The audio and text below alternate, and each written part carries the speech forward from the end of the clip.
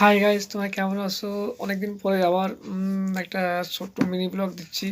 তোমরা অবশ্যই দেখো, কারণ আমার শরীর খুব একটা ভালো না। সুগার, প্রেশার, বেশি টনটানি, মাথা ব্যথা, নানা রোগে ধরেছে।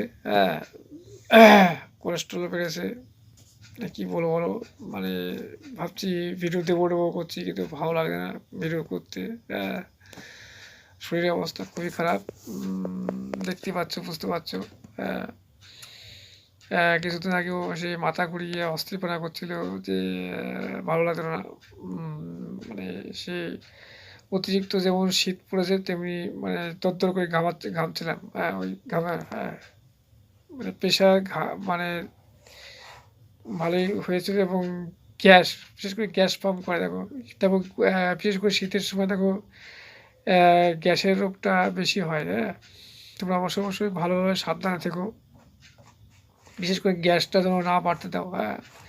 যাদের হচ্ছে প্রেশার আছে হাই, তাদের কথা বলি, কখনো গ্যাস হতে দেবো না পেটে। গ্যাস হলে কিন্তু সমস্যা আছে।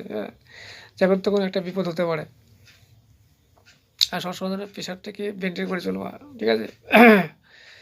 যাক, এটা গেলো আমার শরীরের কথা বলি। এবার দেখো দেশের কথা। দেখো, এসআই নিয়ে খুব তোলপাড় চলছে সারা পশ্চিমবাংলায়।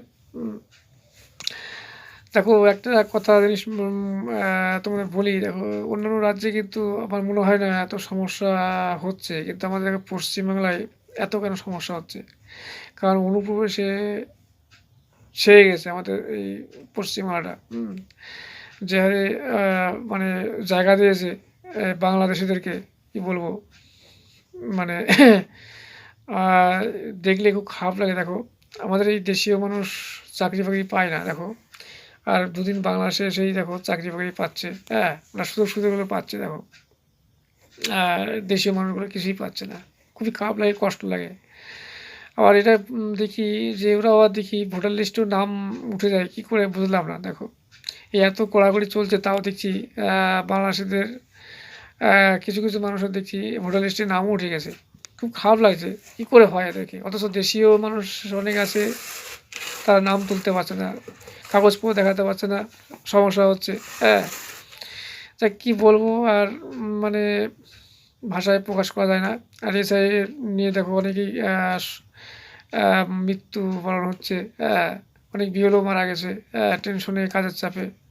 তা কী বলবো, দেখো এইটা কিন্তু অন্য রাজ্যে কিন্তু এই জিনিসটা ঘটেনি।